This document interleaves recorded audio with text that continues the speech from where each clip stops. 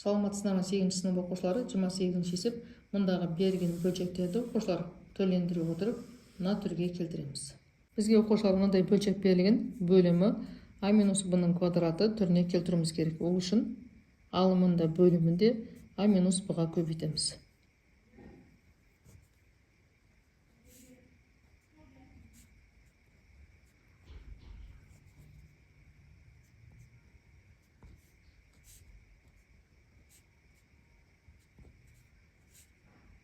Мінекей алым өзгермейді, сол күйі жазылады. А минус b-дан екеу екен. А минус b-дан екеу деп мінекей осылай жазып қоямыз. Мінекей бөлімі а минус b-ның квадратына келтірілді. Енді келесі бөлшекте x куб азайтылған 1-ге келтіреміз. Ол үшін оқушылар x куб азайтылған 1-ге келтіру үшін сол ашылған кездегі түріне келтірейік. Ол үшін мына өрнекке біз осы өрнектің толымсыз квадратын көбейтеміз. X азайтылған 1 толымсыз квадраты бірінші өрнектің квадраты қосылған екеуін көбейтеміз. X болады. Қосу екінші өрнектің квадратын жазамыз. Алымында да дәл осы өрнекті жазамыз.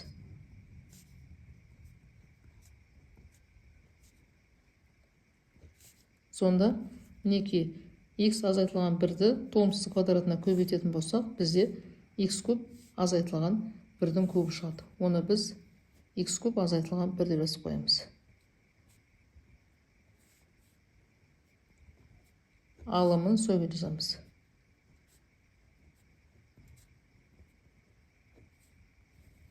Енді мұндағы келесі берілген өрнекті x квадрат минус a квадратқа келтіреміз. Ол үшін мұнда біз бөліміне де алымына да x минус a-ны көбейтеміз.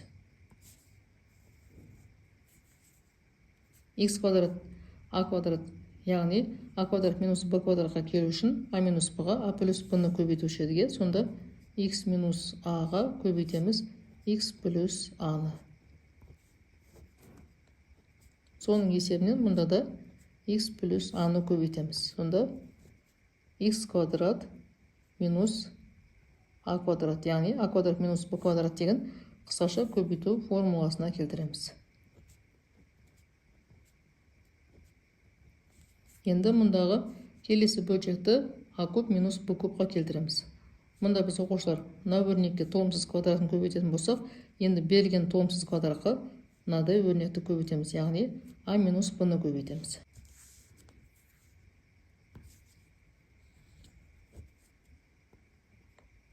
a квадрат қосылған ab қосылған b квадрат, яғни толымсыз квадратқа көбейтеміз. Мына екі шеткі мүшесін мұндағы қарама-қарсы таңбаға, яғни a минус b-ға көбейтеміз.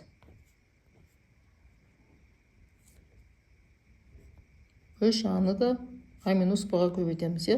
Сонда оқушылар мұнда бізде a минус b мен толымсыз квадраты көбейтілетін болса, демек ол a куб минус b куб деген қысқаша көбейту формуласына түседі.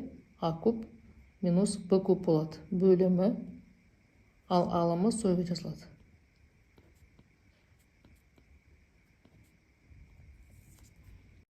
Енді келесіде бөлшектің бөлімі 15x квадрат y квадратқа келтірілу керек. Мұнда біз 15 шығу үшін мұнда өзін жазылайықшы.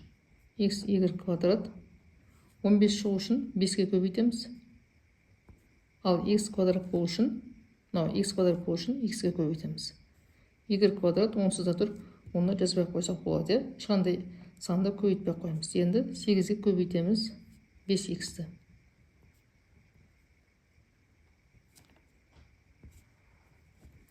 Сегізді көбейтеміз 5x-ті 40x болады. Онда 15x квадрат y квадрат болады. Мінекей бізде тапсырмасы бойынша 15x квадрат y квадратқа келтіру керек еді. Енді келесінде 6 көбейту деп алайық. Мұнда 7a квадрат с деп алайық. Оны біз бөлшектің бөлімін 35a куб с кубқа келтіруіміз керек. 35 шығу үшін 7-ге көбейтеміз 5-ті. a куб шығу үшін аны көбейтеміз. Ал с куб шығу үшін с квадратты көбейтеміз. Мұнда енді 5ac квадратты көбейтеміз.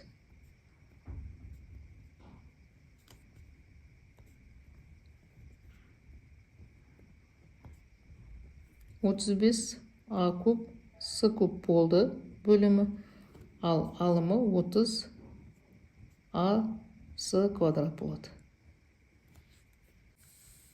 Енді келесі а минус 2-ні өзін жазып алайық, аның өзін жазып алайық. Бізге а квадрат минус 2а деген түрге келу керек. Ол үшін біз а квадрат минус 2а болу үшін аға көбейтеміз. Мұнда да аға көбейтейік. Сонда аға аны көбейтеміз. А квадрат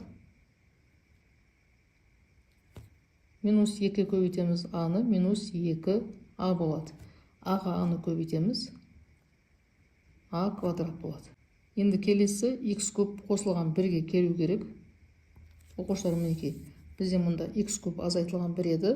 Тура осы сияқты x куб қосылған 1-ге келтіруіміз керек. Мұнда мінекей бізде x азайтылған 1-ге толымсыз квадратын көбейттік. Сол сияқты x қосылған 1-ге де толымсыз квадратын көбейтеміз.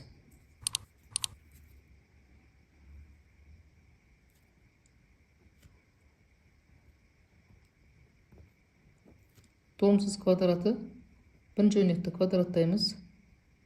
Мұнда бізде плюс болатын болса, мұнда минус болады. Қосылған екінші өрнекті квадраттаймыз.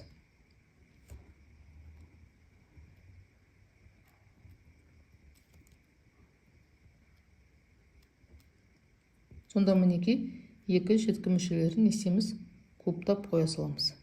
X куб қосылған 1 болады. Ал мына өрнек сол күйі жазылады.